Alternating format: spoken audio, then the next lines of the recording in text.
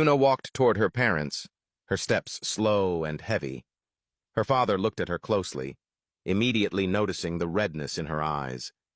He asked her if she had been crying. Yuna forced a small smile, trying to pretend that she was okay, but her parents could see right through her facade. Her pain was written all over her face. Her father stepped closer, frustration and concern in his voice as he reminded her that he had warned her about Wobin. He told her she was too young to be involved with an older man, one who, in his opinion, had the mind of a child.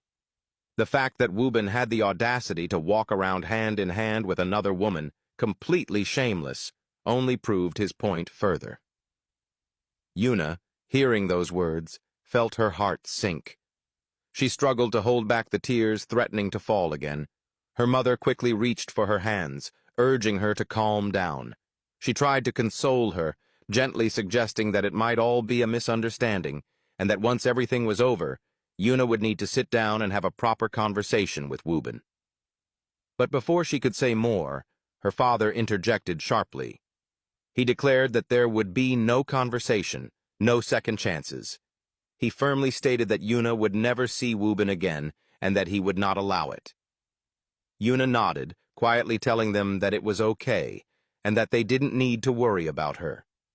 But as her eyes drifted toward the girl Wobin had brought with him, her heart ached even more. The girl was stunning, graceful, polished, and effortlessly elegant. To Yuna, she looked like a real-life Barbie doll, and the thought that this was probably Wobin's type crushed her spirit. She felt inferior, unable to compare to someone like that. She turned back to her parents and asked them not to speak of the matter again. Right now, she said, their priority should be making sure Minsu was okay. Everything else, every heartache and betrayal, didn't matter. Meanwhile, in the doctor's office, Sunjin sat silently, staring at the consent form before him. The weight of the decision was unbearable. He knew he had to choose Minsu, his wife, his love, his everything. Her life came first. But the thought of letting go of their baby tormented him deeply. He hadn't even met the child yet, but already felt a profound connection. The idea that he held the power to erase that life, his baby's life, shattered him. He thought back to the words of the fortune-teller in Jeju, who had told him that he would be forced to choose between two of the most important people in his life.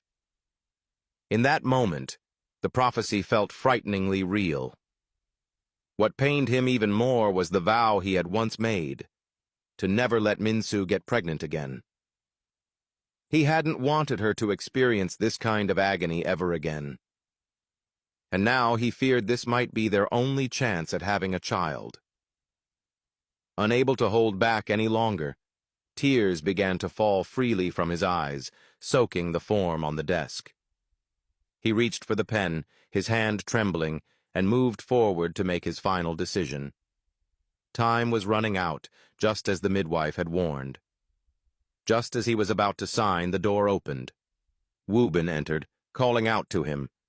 The familiar voice broke through his despair, and Sunjin immediately stood from his seat. At the sight of his old friend smiling at him, a sense of relief washed over him, one he couldn't fully explain.